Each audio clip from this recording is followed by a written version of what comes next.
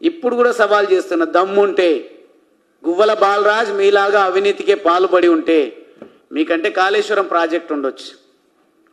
కాళేశ్వరం ప్రాజెక్టులో దండుకోవడానికి అవకాశం ఉన్నదేమో, దండుకున్నారేమో. ఇది ప్రజలు అంటున్నటువంటి మాట.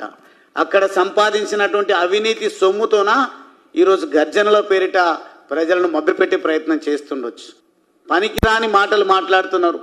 ఇదేదో మేము ఆ ప్రాజెక్టు అచ్చంపేట లిఫ్ట్ ఇరిగేషన్ మంజూరు చేసినాం, అది చేసే మొదలుపెట్టే దమ్ము ముఖ్యమంత్రికి లేదని. మీరు ముఖ్యమంత్రి గురించి తర్వాత మాట్లాడతారు. మీరు కలలో ముఖ్యమంత్రిగా ఉండండి, పర్వాలేదు. కానీ గువ్వల బాలరాజ్ సాధించినటువంటి అచ్చంపేట లిఫ్ట్ ఇరిగేషన్ స్కీముకు పునాది రాయి వేయడానికి కేసీఆర్ గారు ఎందుకు రాలేరు?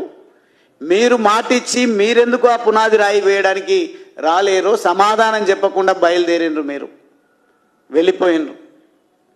దమ్ముందా నేను మాట్లాడే మాటలకు సమాధానం చెప్పడానికి? కేటీఆర్ గారు కానీ కేటీఆర్ గారు భవిష్యత్తు ముఖ్యమంత్రి అని పొగడతలతో ముంచెత్తుతున్నటువంటి పనికిరాని నాయకులకు ఎవరికైనా నా సవాల్ను స్వీకరించి నా ప్రశ్నలకు సమాధానం చెప్పే దమ్ముందా?